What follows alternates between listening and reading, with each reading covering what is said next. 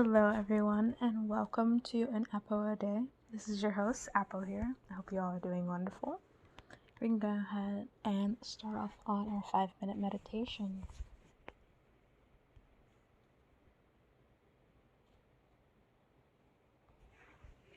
My life is full of potential. I refuse to let overthinking ruin my happiness. I am at peace. I am calm and full of peace. My stress is slowly vanishing away. I can overcome anything I put my mind to. I am fearless, powerful, and strong. I feel tranquility washing over me. I am relaxing my body. I am beautiful inside and out. I am free of anxiety and am living a calm life. I am worth more than how others treat me. I release negative thoughts from my mind and attract what's good. I think positively, even in difficult or stressful situations. I am in control of my thoughts. I restore inner peace to my mind. I am in charge of my life. I remember to ground myself in difficult moments. I choose to let go of my fears. I feel the anxiety leaving my body. I believe only rational thoughts. I am blessed beyond measure. I am calm and relaxed. I am letting go of the stress. I am on the right path for me. I am safe and in control.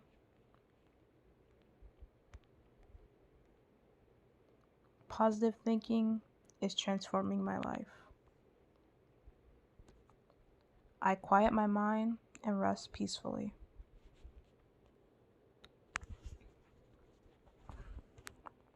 I am tougher than any situation I find myself in. I will seek to be a place of calm in the world full of storm. I can manage my feelings of anxiety and achieve calmness because I have done so before. I stay calm and steady. I am growing through tribulations. I remain calm in all situations. Looking back, I was always stronger than I felt. I relax and breathe deeply. My anxiety is slowly going away. I choose to remain calm, even when it's a challenge. I am and will always be more than enough. I have the courage to keep going. I am stronger than ever. I choose to let go of stress and welcome harmony. My mind is still and quiet. I'm going to forge ahead, and this will get easier. My mind is full of brilliant ideas. I am a strong-minded person. I am deserving of self-care. I am working on being my best self.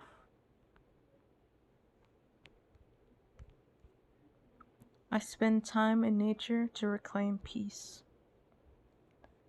I know that my worries are only temporary. I'm letting go of all my worries and fears. I am free from stress. And that's going to conclude our 5-minute meditation. And we're going to go ahead and get into the episode topic.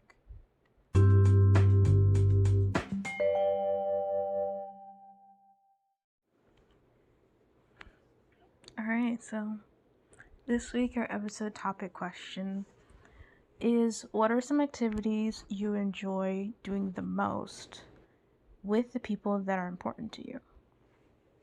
So, first off, when you always getting these questions, you also have to identify and break down what each question is asking, right? So, ask yourself, who are the people that are most important to you, right? This doesn't necessarily mean the people that you spend the most time with or that you've had the most time with, as in history in terms of like years and stuff. It's people that, are meaningful in your life, that I say earn their spot in your life, but earn their spot in the sense that, like, if it comes down to you, missing something or going out to hang with them, you'd rather go and hang with them, kind of thing. Like, you'd rather be in their presence. You look forward to their presence. The people that are important to you. And, it can be, people that you've known for a long time. But,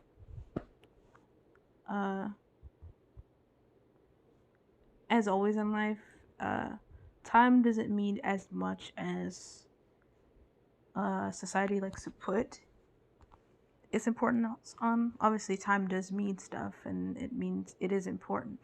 But sometimes you can, form relationships, friendships, in a small amount of time. Granted, your chances of not knowing the person as well as you probably would like for them to, be consistent in your life is much higher the less you know them, the less time you've gotten to know them. But you can form really, really meaningful relationships at any level and at any time frame, if you're knowing somebody. And then obviously what you personally want from each individual relationship, what you expect from a relationship, will determine how important they are to you. So that being said, I think when it comes to identifying or looking at like activities to do with the people that are important to you, I think it's important to, or really imperative for you to understand like how everyone is important to you, how they view quality time, like in what way are they gonna feel like they're getting the best quality time. They actually feel like they're around you, they actually feel like there's an interaction, kind of thing. I've mentioned this quite a few times in this podcast over this past several weeks. A lot of this has to do with understanding your love language, or your love languages in general. There are 5. Understanding how that person is going to feel loved and feel cared for and feel like, they are your friend or they are your partner. Feel like their end of the relationship or just the interaction is fulfilling. It's really nice for you to, understand your love language and understand their love language. Because you could totally go and, say, let's hang out for a couple hours and, you just be fine chilling with them and they're just like, they want to do something to actually feel like, they're getting the most or getting the most out of the quality time they're having with you, right? So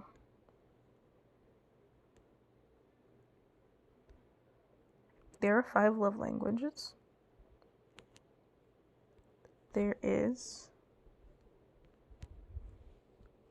physical touch, acts of service, quality time, words of affirmation, and like gifts, in general, receiving gifts and stuff like that.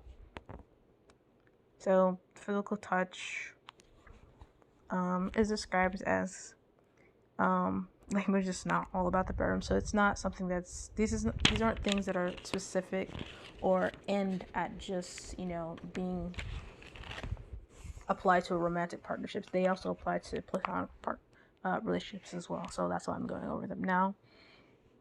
So physical touch isn't just about the bedroom. It's a person whose primary language is physical touch.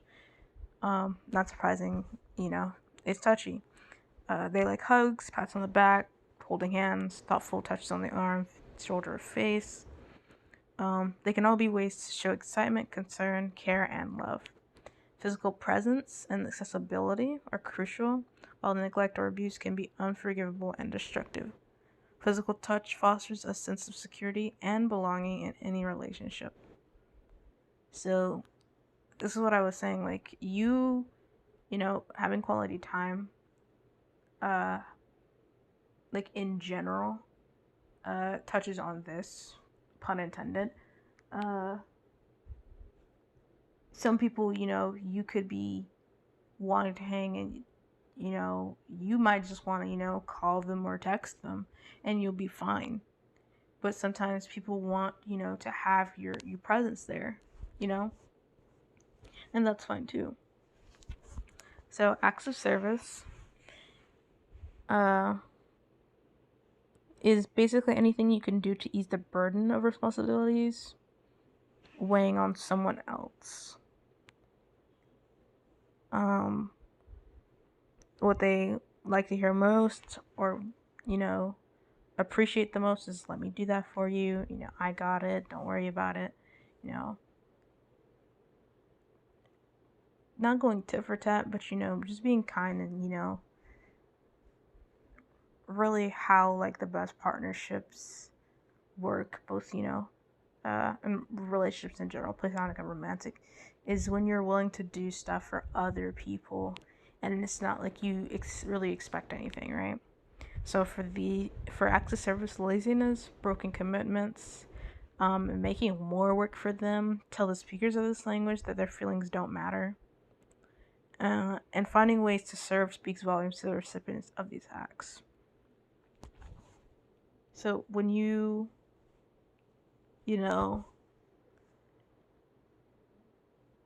say you're gonna do something for somebody and then you don't follow up, and like you kind of make a habit of that, they tend to take this. It's like taking a step back because they can't really rely on you or trust you to do the things that you say you're gonna do. So for quality time, in the vernacular of quality time, nothing says I love you like full undivided attention. Being there for this type of person is critical, and being there with the TV off, fork and knife down, and all the chores and tasks on standby makes your significant other or, any type of relationship, friendship, or platonic or romantic, right? Makes whatever relationship it is, feel truly special and loved. Distractions, postponed dates, or the failure to listen can be especially hurtful. Quality time also means sharing quality conversation and quality activities. So when I say like it depends on like how someone is about their quality time, it could be that they just are cool with you just being in the room, but it could also be that they want your undivided attention, like they just want to basically ignore the world and just be you and them. And I think for having really deep conversations with your friends or your partner, this is more so you want to have the undivided attention. People don't miscommunicate as much. People don't misunderstand as much. They hear and they listen and understand a lot more when you have that undivided attention kind of thing. Next is words of affirmation, right? So actions don't always speak louder than words. If this is your love language, unsolicited compliments mean the world to you. Hearing the words I love you are important. Hearing the reasons behind that love sends your spirit skywards. Insults can leave you shattered and are not easily forgotten. Kind, encouraging, and positive words are truly life giving. So, I know a lot of people, especially in my generation, uh, it's a hit or miss kind of thing.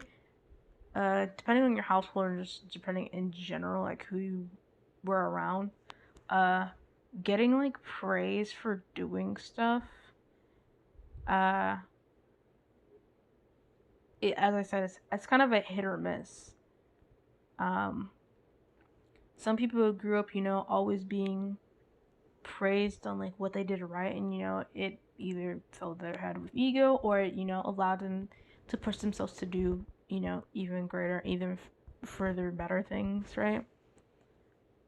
Some people didn't necessarily have that. Um,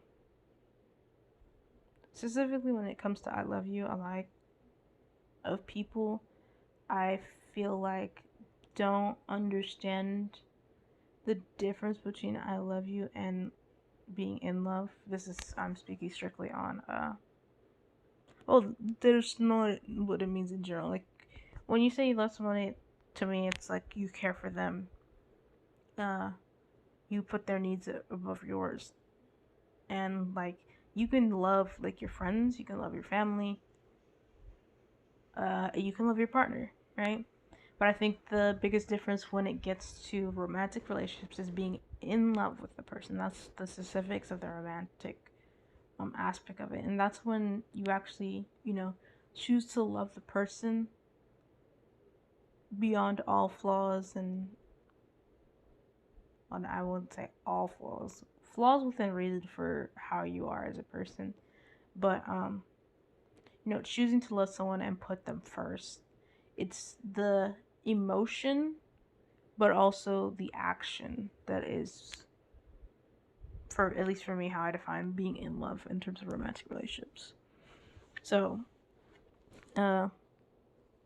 encouraging like your friends and stuff, um they're going for a new job, they're um checking out someone for a relationship, you know thinking about making career change, family, friends, whoever's in your life is doing.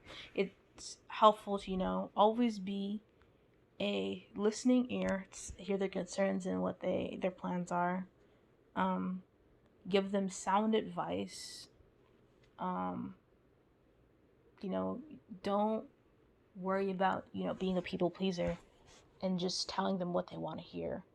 Um, I think that's one of the most detrimental things you can do, especially in friendships and partnerships, is just tell people what they want to hear.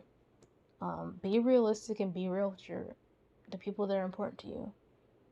Um, and then whatever it is that you do want to support them in or you can support them in, um, make sure that you let them know that you are supporting them in that endeavor. It means a lot, verbally, to hear it verbally.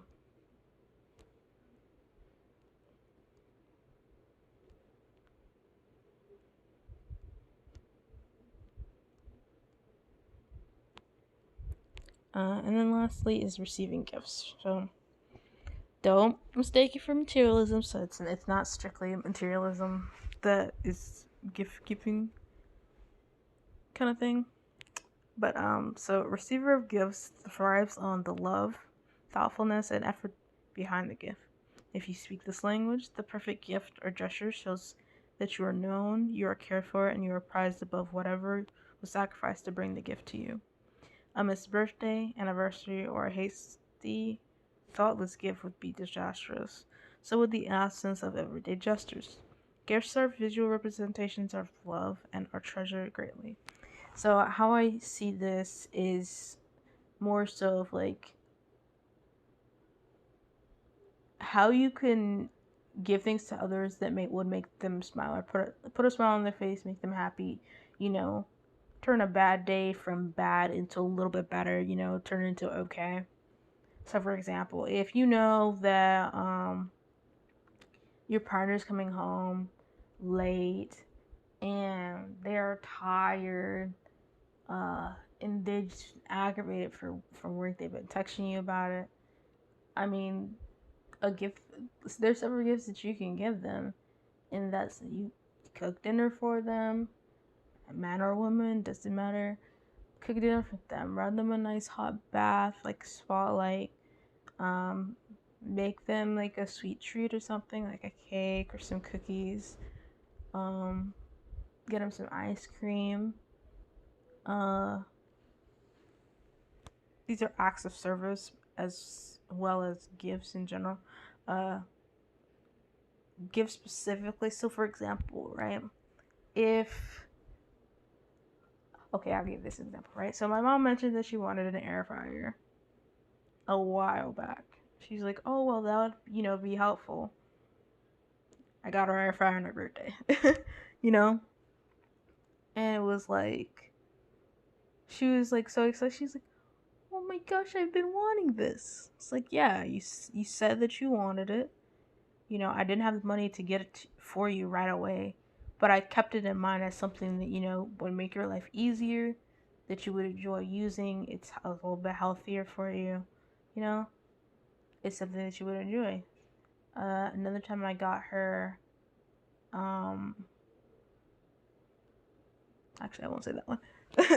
It was I got her a book that she said that she wanted, but yeah, it just reinforces more so that you listen to someone else's wants or desires, and not particularly uh not particularly focusing on the thing itself, but focusing on like the fact that you listen and you cater to the things that they want or desired or they needed, kind of thing. um yeah, that's kind of the rundown of like love languages. Another thing you can use as a tool is understanding the differences in like how you are as a person, your like how you interact. So like whether you're an introvert, extrovert, ambivert. So introverts, we like to stay in our bubbles, social batteries, they run down really fast. We kind of stay to ourselves more. Extroverts, they're more out there, they're the social butterflies of the world. And then you have ambiverts. This is like a mix between introvert and extrovert. So how I like to put it instead of ambivert, for me, I'm an introverted extrovert.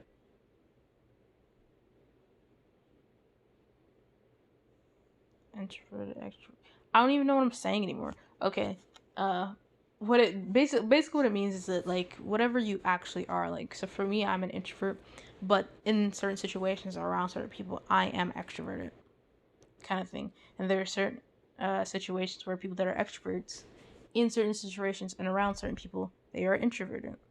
So that's why I say introvert extrovert or extrovert introvert. But in general, it's just called ambivert. Um, Understanding the difference in those types of people will let you know, like, hey, you can go and you can hang out with this person, but they may want to be able to cut it short, or they only want to hang out for a certain amount of hours before they want to go home or go do their own thing. And that's just because they have their social battery needs to recharge if they're introvert. Usually um they don't have as much like in their mind to like want to like entertain or like just be talking constantly, kind of thing. And that's fine. um Really the biggest concern with that is you just have to uh be able to listen to what your friends needs are, and understand that if an introvert's like, well, it's about that time to wrap it up and like go, or like you're at their place and they're like, well, it's about that time, you know they're telling you to leave, or they're asking for permission to leave because, you know, they have to go and recharge their battery. It's not anything against you.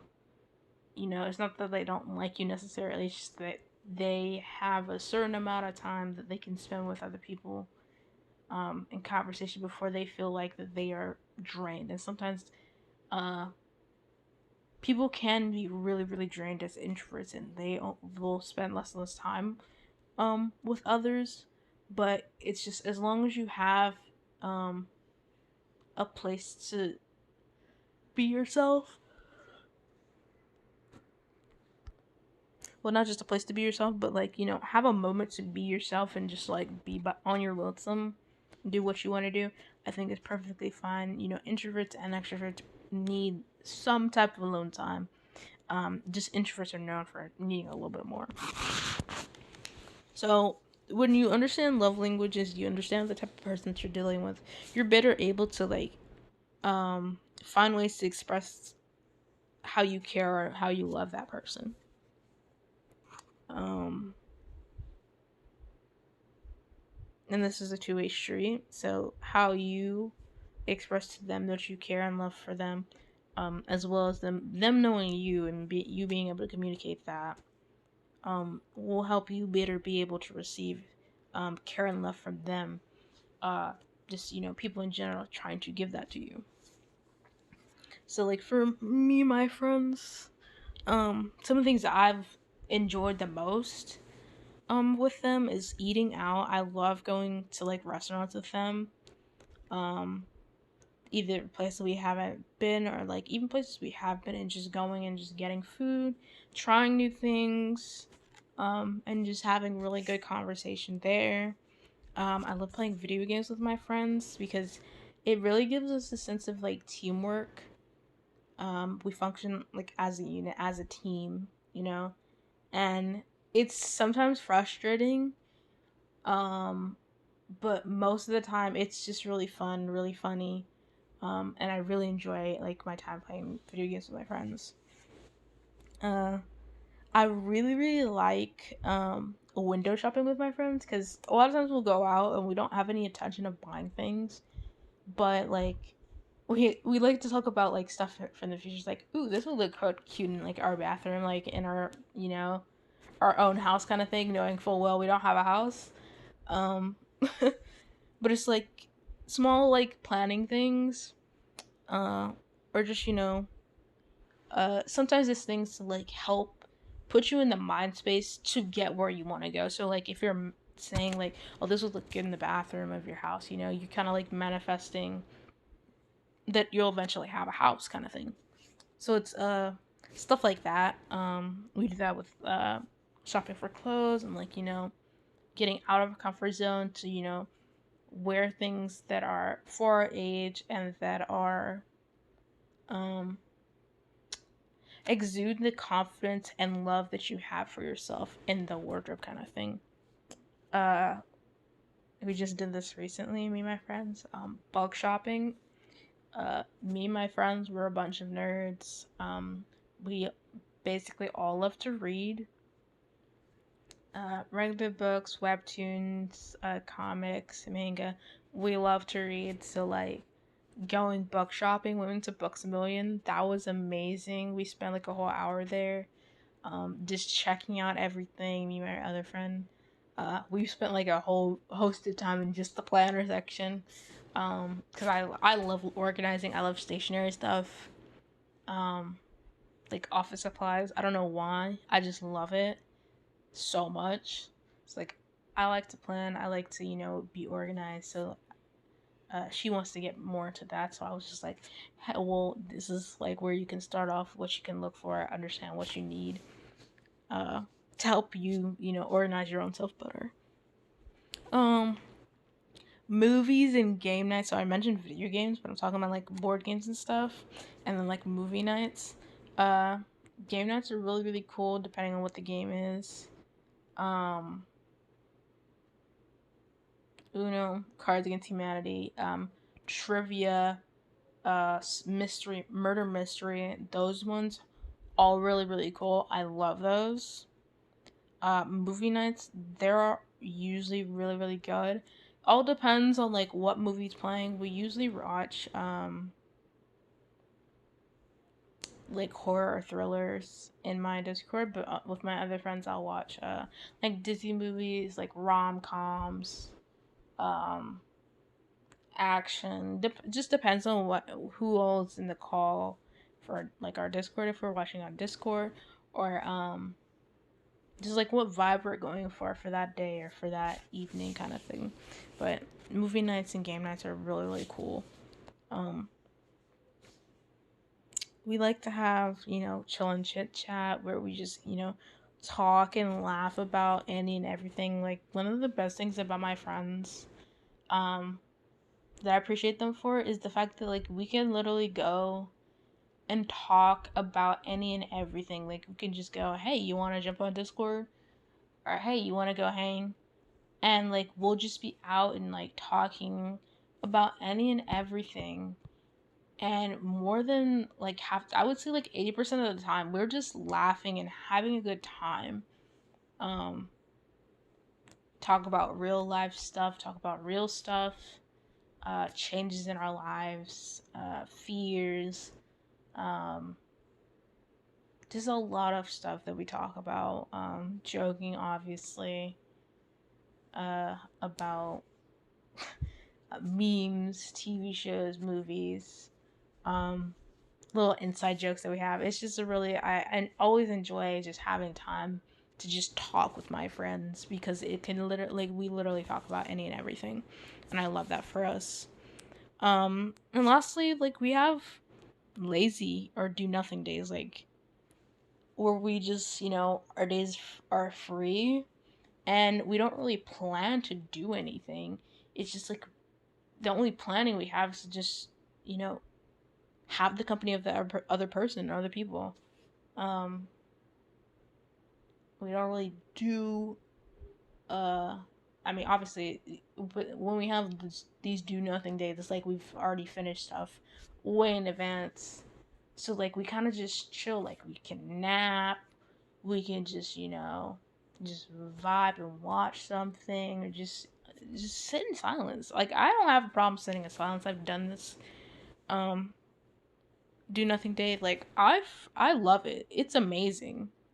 Just like having no priorities and stuff all already taken care of, and you just vibe the entire day and not feel guilty about it. One of the things for me, I feel guilty about like having like not doing stuff. I feel guilty about not being productive in some type of way.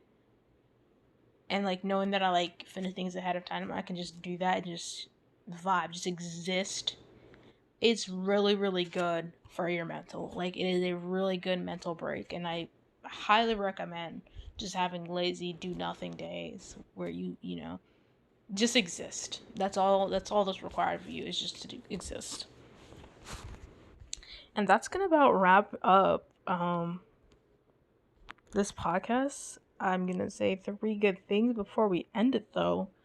Um Three good things. Okay. Um I'm just about ready to announce what it was that I was talking about last week. Um, so that'll be exciting when I announce it, probably next week. When I have everything finalized, kind of thing. Um, I got a second thing, I got a new mic. So I may or may not switch to from recording on my phone to recording on my mic. I got a Blue Yeti. I know, shocker. It's the number one streaming mic. Oh my gosh. Anyways, I got a Blue Yeti, so I may switch to that for recording. I don't know yet. I really like the convenience of like being able to chill in my bed, and record these for you guys. But I have that, so that I do have that as an option. I'll look into getting my Audacity software up again and see how that works. Um, Third thing, I don't know. I had a really nice nap today. played Overwatch with my other friend group. That was cool. I don't know. It's just things are positive. And I appreciate that they're positive. I know a lot of times it's hard to, stay in a positive mindset. But it's just really, it's one step at a time. So, I'm very thankful that I don't let negative things inconvenience my mindset in that way. So that's going to be my 3 good things. Also, the 5 love language definitions and stuff. That's actually from the 5 love languages by Dr. Gary Chapman. I have an app that talks about it. It's called Love Nudge. It's more so for relationships, but it has really good definition. I took the quiz so I would understand myself a little bit better. A while back, like it's been several years. I think I got it in 2018. But yeah. Anyways, yeah, that's 3 good things. So I want to thank you guys so much for listening in. And I hope you have an amazing rest of your day and an amazing rest of your week. As always, tweet me at an apple a day if you have any questions, topic ideas, just want to chat, anything. Be sure to hit me up on Twitter. Yeah, an apple a day with 2 A's. So yeah, thank you guys so much for listening in, and I will talk to you next week. Have a good one. Bye bye.